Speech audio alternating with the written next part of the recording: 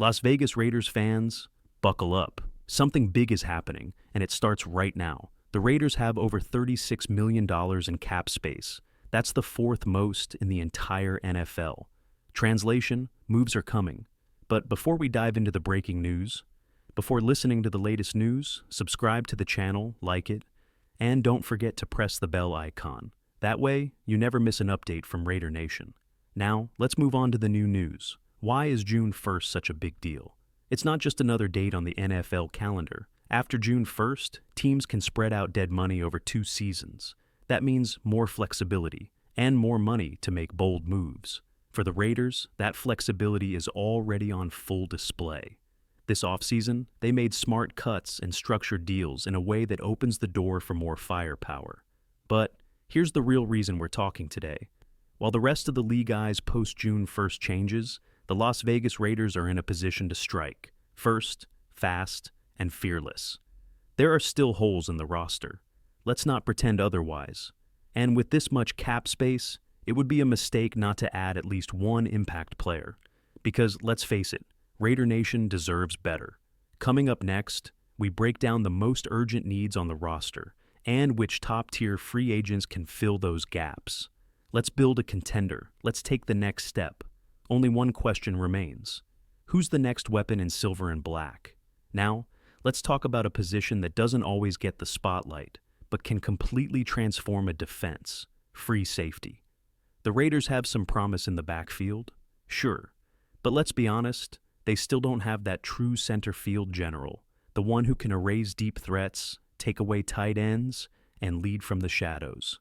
We've got youth. Harper's been making noise in OTAs. Isaiah Polamau, solid depth.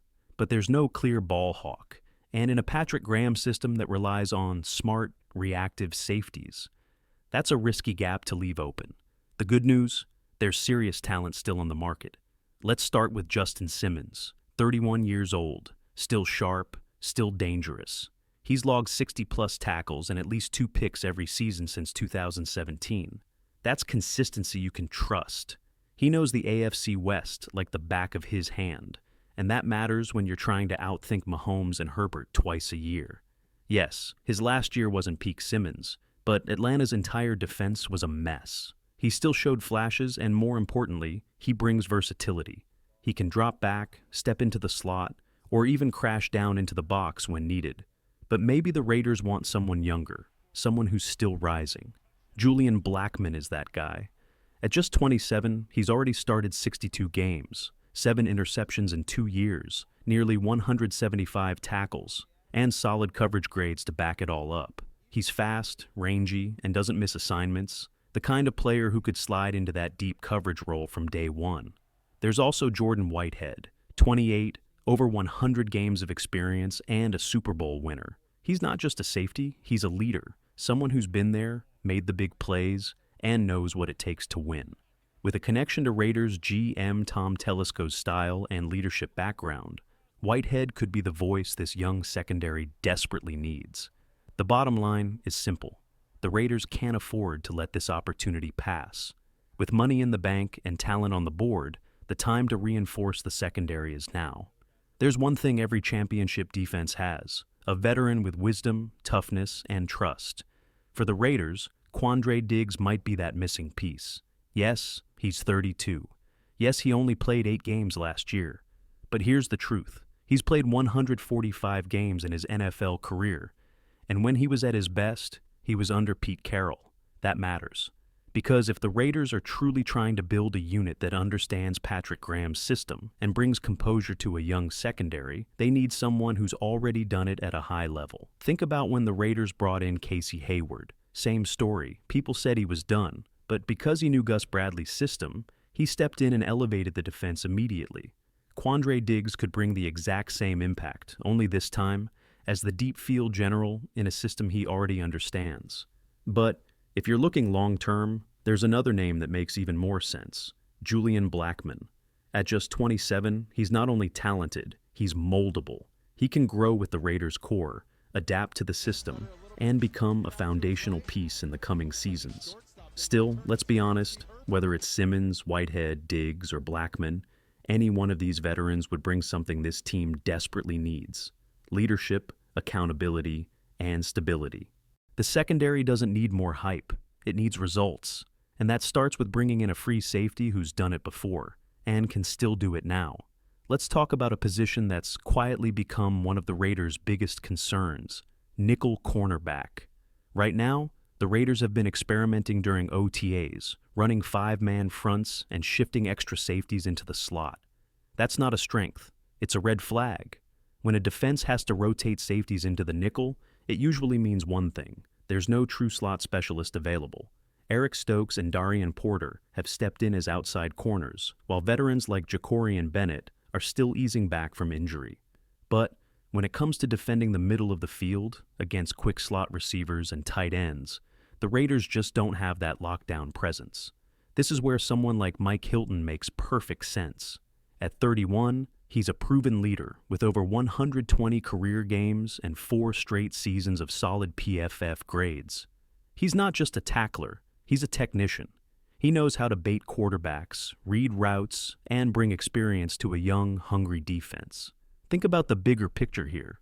With so many inexperienced players in the Raiders' secondary, having a veteran slot corner who can act like a player coach is exactly what this group needs. Another option, though less consistent recently, is Troy Hill. He only played 8 games last year but has slot versatility and a past connection with Raiders' front office members. While not a long-term solution, his experience could still serve a purpose if depth becomes an issue. And let's address the name fans keep bringing up: Asante Samuel Jr. Sure, he's talented, but he's an outside corner through and through, not a slot defender. He doesn't fit the mold Pete Carroll prefers: long, rangy, physical corners who thrive in press-man situations. Bringing him in would add depth, but it wouldn't solve the nickel issue. The Raiders don't need more bodies, they need fit, leadership, and reliability. If this defense is going to hold up in a high-powered AFC West, securing a veteran slot corner might be just as critical as fixing the pass rush. Let's shift the focus to linebacker, a position that's still packed with uncertainty despite some recent promise. After the NFL draft, there was real concern about the depth and experience at linebacker, but credit where it's due. Young players like Tommy Eichenberg, Cody Lindenberg, and Amari Gaynor have made noise this offseason. Veteran Jalen Smith has also shown leadership flashes.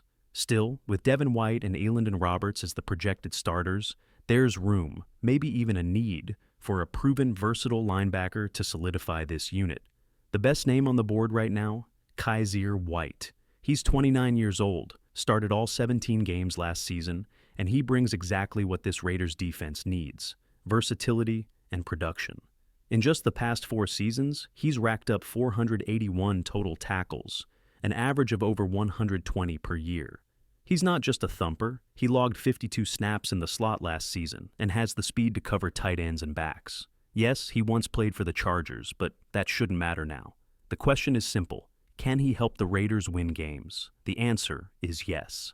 Another option to watch: Jawan Bentley, a disciplined, intelligent linebacker who can drop into coverage and hold his ground in the run game.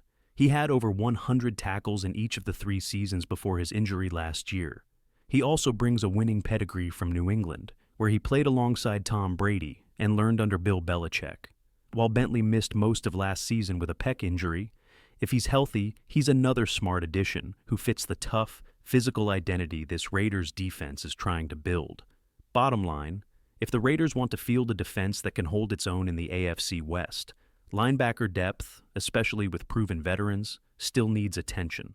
The Raiders have made progress on defense, but there's one truth you can't ignore. In the AFC, you win by pressuring quarterbacks. Facing names like Patrick Mahomes, Justin Herbert, and Josh Allen, you simply cannot survive without elite pass rushers. Max Crosby is a monster. Malcolm Kuntz continues to flash. And it's promising to hear that Tyree Wilson is making strides. But behind those names, it's a lot of question marks. This is why adding another edge rusher is not just an option, it's a necessity. Enter Jadeveon Clowney. He's not the same Clowney who was the number 1 overall pick, but don't let that fool you. Over the past 2 seasons, he's posted 15 sacks, and more importantly, he's still capable of collapsing the pocket from the edge. In 2019, while playing under Pete Carroll, he earned a PFF grade of 87.3, the second highest of his career. That kind of production and veteran presence could immediately elevate the Raiders' front seven. Another name worth watching, Shaq Barrett. Yes, he only appeared in one game last season, but don't forget, Barrett was a game wrecker in Tampa Bay's 2019 Super Bowl run, racking up 19.5 sacks that year. He's familiar with schemes that have frustrated Mahomes on the biggest stage. That kind of experience is priceless. The Raiders seem to be building a defense modeled after championship blueprints. Philadelphia in 2022, Tampa Bay in 2019. If that's the case, Clowney or Barrett could be the final piece that turns this pass rush into a problem for every offense in the league. Let's be honest, very few defenses have ever rattled Patrick Mahomes and Andy Reid. But when Tampa Bay shut them down in the Super Bowl, it became the gold standard for how to attack elite quarterbacks. The Raiders seem determined to follow that same playbook. That's why Shaq Barrett remains a name worth watching. Yes, injuries have slowed him down. Just 7.5 sacks over his last 25 games, and only one appearance last season. But if healthy, Barrett can still be a situational weapon. Give him 200 third down snaps to pin his ears back and chase quarterbacks. That's a role he could still dominate. And leadership? You'd be adding a veteran who knows how to win when it matters most. Now, we need to talk about Christian Wilkins. Wilkins was supposed to be the anchor of the defensive line. But according to multiple reports, there's growing concern about his injury status. A team source suggests that Wilkins may not step onto the field until training camp, skipping both minicamp and most of the off-season workouts. If that's true, it throws a wrench into everything. You don't just replace a player like Wilkins. He's one of the highest-paid defensive tackles in the NFL for a reason. But if his health remains a question mark heading into July, the Raiders may have no choice but to explore backup options. The defense is being rebuilt to create pressure from every level, edge, linebacker, and interior. And if Wilkins can't be counted on, it could shift the entire blueprint. The clock is ticking, and decisions are coming fast. The Raiders have built momentum this offseason, but maintaining it will depend on getting clarity at the most important positions, starting with the heart of their defensive line. If Christian Wilkins misses time, let's be clear.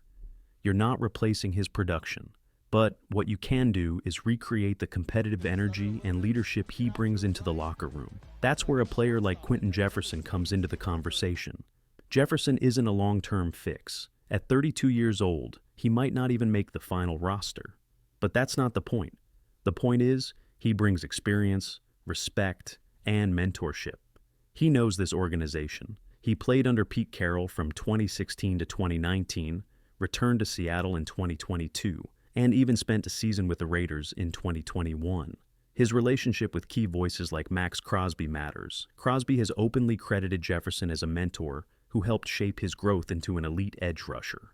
Jefferson logged just 252 snaps last season. But with Wilkins sidelined, the Raiders need someone who can push the young guys, Tonka Hemingway, J.J. Peggs, Jonah Laulu, maybe even Matthew Butler or Nesta Jade Silvera to compete harder during camp. Not every signing has to be a star. Sometimes you bring in a player to sharpen the rest of the room. If Jefferson makes the team, it's a bonus. If he doesn't, his presence in June and July could still set a tone. Because this defense isn't just about finding stars, it's about building a unit where every snap, every rep, and every player pushes the next one to improve. The battle in the trenches is heating up, and with Wilkins' status in question, the next man up better be ready to earn it.